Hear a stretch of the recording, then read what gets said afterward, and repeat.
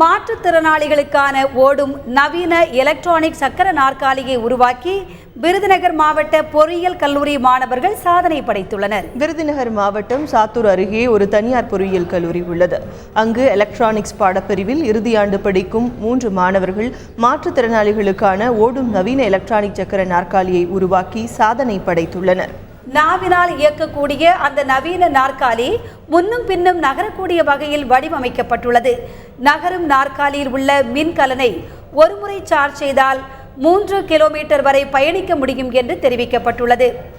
நடக்க முடியாத மாற்றுத்திறனாளிகள் யாருடைய உதவியும் இன்றி இந்த சக்கர நாற்காலி மூலம் விரும்பிய இடத்திற்கு செல்ல முடியும் என்று அதனை உருவாக்கிய மாணவர்கள் தெரிவித்துள்ளனர். எங்களோட வெஹிக்கிள் தொடர்ச்சியாக ஒரு 2 கிலோமீட்டர் வரைக்கும் மூவ் ஆகக்கூடியது.